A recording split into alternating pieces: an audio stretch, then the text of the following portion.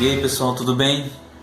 Bom, estamos aqui retornando, para a segunda parte, parte 2, firme no propósito, na parte 2. Eu terminei o vídeo, a primeira parte do vídeo, falando sobre a questão da mente. Que muitas coisas começam pela mente, muitas coisas pegam a gente pela mente. E eu gostaria de explicar um pouco isso, para não ficar uma questão tão vaga. Eu tive um problema muito sério emocionalmente, que afetou a minha mente e afetando a mente recorre também para o físico. E muitas pessoas acham que isso não é real, demonizam isso, achando que isso é uma questão somente espiritual. Não, mas isso é uma questão física. Isso acontece com a nossa mente, sim. A depressão, a ansiedade, tudo isso é uma doença, sim. É um desequilíbrio emocional, sim, na vida da pessoa. Não é. Tem muita gente que acha que a depressão é um demônio. Não. O diabo, ele aproveita da situação. Ele aproveita do desequilíbrio emocional de uma pessoa que está saturada, deixou a sua mente ser levada por várias situações de estresse, de perdas, de dores. O coração não foi liberado. O diabo, ele utiliza dessa fraqueza, ele utiliza desse momento frágil do ser humano, que ele está debilitado emocionalmente, e usa aquilo ali para poder destruir a vida da pessoa. Sim, assim como através da depressão vem o suicídio e muitas outras coisas, mas a depressão em si, o descontrole emocional, é uma doença como qualquer outra doença. É uma doença emocional, uma doença que atinge a mente, e isso é real. Eu falo isso porque eu, como cristão, tinha um preconceito muito grande em relação a isso. Achava que isso era simplesmente algo do diabo, algo demoníaco, algo somente espiritual, que não existia isso no físico, Mas quando você passa por isso, você percebe, você entende que realmente isso acontece fisicamente, e é algo muito sério, que você não tem controle. Muitas vezes, no meu caso, um descontrole de ansiedade muito grande, que não tinha como eu controlar o meu físico naquilo ali. Eu tive que fazer tratamento, tomar medicamento, que eu viesse ficar calmo, que eu voltasse a dormir bem, e juntamente com isso, claro, orando e buscando muito a Deus, para que Deus viesse me dar o controle emocional, que hoje, graças a Deus, Deus tem restaurado na minha vida. Muitas coisas começam pela mente, sim. A gente tem que tomar um cuidado muito grande com aquilo que a gente enche a nossa mente, o que ocupa a nossa mente, nossos pensamentos, como a gente lidar com situações. Eu tive um problema quando eu estava no pico do alto do estresse e por muitos problemas emocionais que eu passei ao longo da vida, que não foram tratados. Então, quando veio de uma vez só, explodiu de uma vez. Eu não tive controle nenhum sobre aquilo.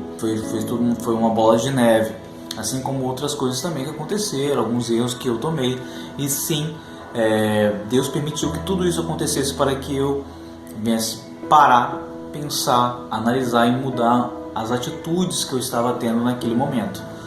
Eu acredito muito, muito nisso, que aquilo que eu passei foi para que eu viesse me tornar cada vez uma pessoa melhor, para que eu viesse consertar coisas na minha vida, que hoje, dia após dia, eu tenho correndo atrás para que eu venha consertar, ser um pai melhor, ser um esposo melhor, ser um servo de Deus, ser um cristão melhor, alguém que vive realmente esse evangelho. Lá em Filipenses capítulo 4, a partir do versículo 8, fala assim: finalmente, irmãos, tudo que é verdadeiro, tudo que é respeitável, tudo que é justo, tudo que é puro, tudo que é amável, tudo que é de boa fama, se há alguma virtude, se algum louvor existe, seja isso que ocupe o vosso pensamento.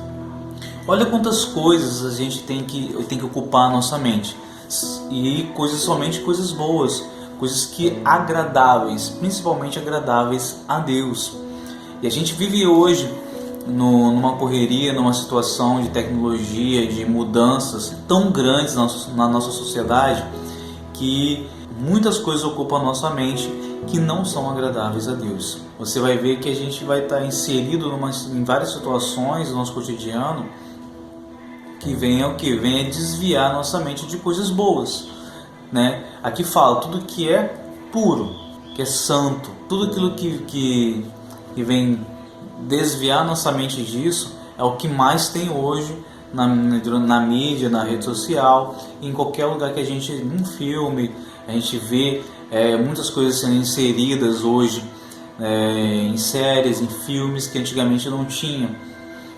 Antigamente eram tabus e hoje você percebe que existem muitas coisas que são inseridas sutilmente para que tornem coisas normais e naturais. A nossa mente ela tem que estar firme em Jesus, firme em Cristo, firme na palavra, para que a gente venha se desviar de todas essas coisas, porque quando essas coisas começam a ocupar a nossa mente começa a vagar nisso, né?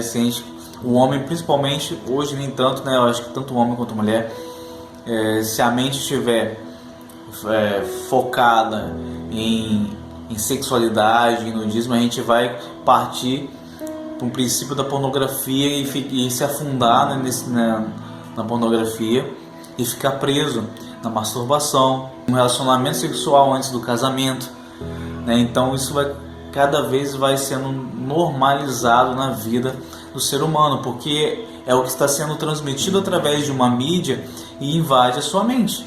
Então aquilo ali vai entrando na sua mente e você vai achando que tudo aquilo que vem de um meio de comunicação seja normal. Então aquilo ali começa a fazer parte da sua vida, começa a mudar o seu comportamento. E eu acho muito interessante, há um debate muito grande, eu vejo um debate muito grande na internet, principalmente eu vejo esse debate até hoje, né, em relação à música, né, música secular e música cristã. Se um cristão pode ou não ouvir uma música secular ou não.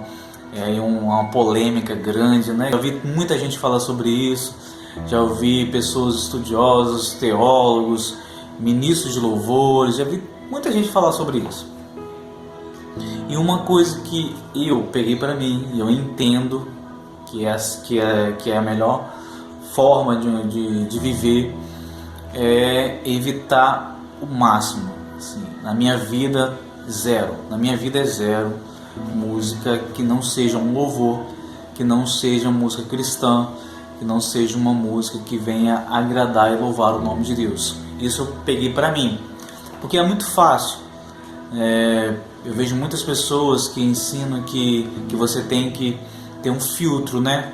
Você tem que ter um filtro ali, você vai filtrar aquilo que é música boa, que é música ruim, que não existe música secular nem música cristã, que isso foi uma separação que foi feita na história, tal, que você tem que ter um filtro para poder você saber o que é bom e o que não é, o que é música boa e o que não é. Porém, nós temos aí várias variáveis, né? Será que nós somos capazes de ter um filtro? Nós temos maturidade para isso? Será que a música ela não vai influenciar a nossa vida de alguma forma? Bom, eu tenho visto ministros, né, pessoas estudiosas na área da música principalmente, dizendo ao contrário, dizendo que influencia bastante. Nós não temos realmente esse filtro que é tanto falado que a gente deveria ter, né, de saber o que é música boa e o que é música ruim. A partir do momento que você abre uma brecha para que você venha ouvir uma música secular, né? Uma música que não foi feita para louvar, engrandecer a Deus, uma música que não foi feita para uma cristã, né? Um gospel. A partir do momento que você abre uma brecha para isso, você começa a dar liberdade para que isso venha mudar o seu comportamento e você pode começar a ouvir outras coisas que não sejam uma música que não tenha uma agressão moral tão grande. Eu vi isso em muitas e muitas pessoas. Inclusive, eu não vejo hoje uma pessoa sequer, tá? Eu não vi, até hoje eu não vi uma pessoa. Talvez você estiver ouvindo e vendo isso, você for diferente, comente aí, vai ser um prazer. Mas a opinião minha, até hoje eu nunca vi ninguém que tenha esse filtro, né, de que consegue ouvir música que não é evangélica, não é cristã, que não é música gospel, que não é um louvor a Deus, e tem uma vida excepcional diante de Deus. Excepcional que eu digo não é perfeita, mas uma vida espiritual. Não vejo essa pessoa pregando, anunciando o evangelho e pessoas se convertendo, pessoas sendo batizadas com o Espírito Santo e um mover, qualquer coisa que essa pessoa faz e fala, frutifica, cresce e tal. Eu não vi ninguém até hoje ser assim, até mesmo porque a Bíblia fala que quem é amigo de Deus é inimigo do mundo, e a gente conhece as pessoas pelos frutos, né? Quais são os frutos dessa pessoa? Todos os frutos são bons? Essa pessoa é uma pessoa forte espiritualmente, é uma pessoa que tem uma vida espiritual joia, né? E ela consegue, né? Não sei. Vamos deixar aí para os comentários. E eu vejo também, assim, quanto mais você se aproxima de Deus, você mais se santifica, né? Mais intimidade com Deus você tem. E a gente tem exemplos de pessoas que seguem essa linha aí, desse pensamento de que a gente pode, né, estar fazendo esse filtro aí. A gente vê exemplos de pessoas aí que não estão bem, estão muito mal. Priscila Alcântara mesmo é uma delas. A gente vê aí como está a vida dela. Começou exatamente com esse filtro aí, ouvindo uma musiquinha ali ou outra, né, e depois foi crescendo. E hoje aonde ela está? Já está cantando música de conotação sexual, música pesada. E esse texto traz essa questão, né, de você estar com a sua mente voltada somente para as coisas que são agradáveis. No versículo 9, não, é no 8 ainda mesmo, fala assim: se algum louvor existe, seja isso o que ocupe o vosso pensamento, né, o finalzinho do versículo. Se algum louvor existe, seja isso que ocupe o vosso pensamento. Então aqui já mata, pra mim, tá? Já mata toda essa questão de eu poder ouvir ou não. Existe louvor? Eu não posso dizer que porque a música está cantando sobre o mar, está cantando, exaltando o mar, exaltando a criação de Deus, ela seja um louvor. Não posso dizer isso. Porque louvor é tudo aquilo que engrandece o nome de Deus e não a sua criação. Senão a gente vai começar a adorar a criação ao invés do Criador. Se existe algum louvor, se há algum louvor nisso, seja isso que ocupe a vossa mente. Então eu comecei a fazer isso, a trazer na minha mente, a trazer na minha vida pensamentos que viessem a agradar a Deus. Então eu comecei, principalmente um dos meus maiores tratamentos, que foi no meu período que eu estava mal, foi pegar meu violão todos os dias, pegar a Bíblia, o violão, sentar sozinho num canto e louvar a Deus, orar, buscar o Senhor e adorar a Ele ali com um cântico. Esse propósito firme que nós estamos falando. Todo momento que eu posso, que eu estou em casa com a minha família, né, que geralmente é num sábado, de manhã a gente senta aqui e faz um culto no lar. Eu pego o violão, eu pego a palavra, ministro sobre a minha família, a gente presta um culto diante de Deus, porque é isso que tem que ocupar a nossa mente. E outra coisa também, eu estive do outro lado, até eu fui me converter com 15 para 16 anos, entreguei minha vida para Jesus, foi entre 15 para 16. Antes disso, eu ouvi todo tipo de música possível, né? Eu com 13 anos, muito novo, eu com 13 anos, eu já enchia a cara, eu pulava carnaval, ia lá pro Pontal do Ipiranga Linhares, virava a noite cantando, dançando aquelas músicas lá. Eu, quando entrei para a igreja, eu já tocava um pouquinho de violão, então toquei muito Legião Urbana, entre outras, sempre gostei muito de rock, então entre outras músicas, Led Zeppelin, entre outras bandas, sempre eu participei de todos os tipos de festas possíveis, né? Então eu estive do outro lado, então eu não consigo trazer aquilo que eu vivi lá fora lá fora que eu digo, lá no mundo, fora da igreja, sabe? Eu não consigo trazer aquilo de volta para minha vida.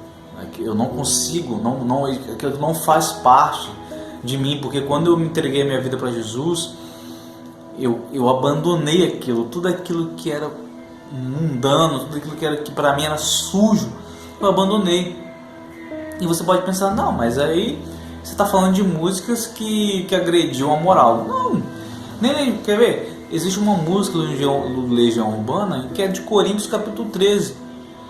O Renato compôs, né, fez a composição musical em cima do capítulo de 1 Coríntios 13. Nem por isso eu vou ficar cantando Legião Urbana, né, só porque ele canta 1 Coríntios 13. Não vou fazer, não cabe mais a mim isso, porque, como eu disse, é uma brecha. Se eu ouvir o Renato cantando 1 Coríntios capítulo 13, daqui a pouco eu vou ouvir as outras também, que falam de outras, têm outras conotações, não estão aparentes, né? Não estão visíveis, mas daqui a pouco eu vou ouvir outra coisa, que ser humano é assim. Né? A música, eu tenho aprendido muito, eu até ministrei isso na escola dominical. Eu tenho estudado, tenho corrido atrás para aprender muito sobre a questão musical, até mesmo porque eu toco há muitos anos. E eu vi um podcast do Alexandre Pozan, né? Para quem não conhece, foi um dos bateristas da Oficina G3.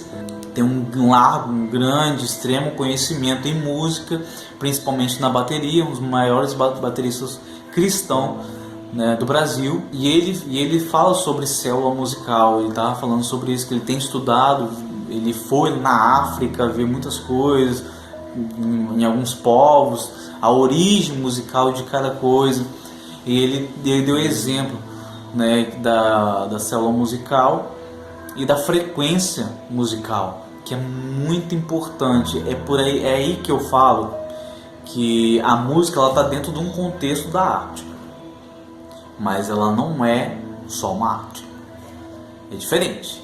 A música ela está dentro do contexto da arte, porque a gente precisa, né, para você desenvolver música, você é um artista, de um talento de Deus, inspiração de Deus para compor, para tocar, né, para escrever, enfim. Mas a música é uma ferramenta espiritual muito forte, muito grande, porque a música ela atinge o seu corpo, sua alma e o seu espírito. Eu tenho aprendido isso, e ele até ensina isso, né? Ele fala que a frequência do grave do motor do carro, que chega até no banco de trás, né? Aquela frequência do grave ali faz com que o nosso corpo venha relaxar. Por isso que a maioria das pessoas dorme.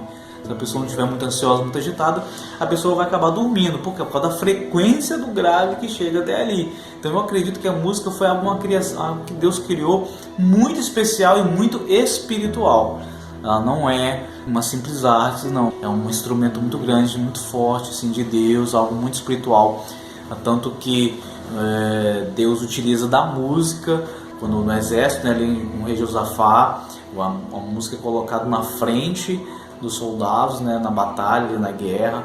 É a música que é colocada na frente ali. Ele até fala também da frequência, eu não lembro agora se é heavy metal ou thrash metal, não lembro. É algo assim bem pesado, que a frequência desafinadazinha, que é daquele estilo de rock ali, né, é para realmente induzir a irritação na pessoa, para que elas comecem, né, a brigar ali, ou brincar de lutinha, enfim, né, começam a bater uma na outra, aquela pancadaria e tal, quando o som tá rolando. É exatamente pela frequência daquela música que mexe no comportamento das pessoas ali, a ter adrenalina, a ter vontade de brigar. Então, o tamanho, o poder que você vê que a música tem de influenciar o comportamento do ser humano. Então, o que ocupa a sua mente?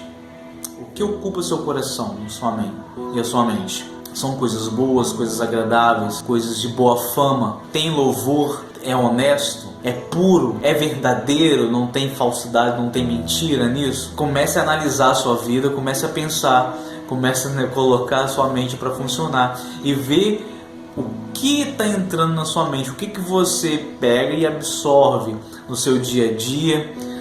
O que você traz para a sua vida através de uma comunicação, né, de uma mídia, de uma rede social, através de pessoas mesmo, né, canais de informação. O que você traz para a sua vida? O que você traz para a sua mente? Em que a nossa mente tem que estar frisada? O que ocupa a nossa vida? Então comece a filtrar, né, agora com o filtro santo de Deus. Deus abençoe sua vida, fique com Deus e até a próxima palavra. Que o Senhor possa te abençoar, que você também está com a sua mente firmada em Deus. Amém.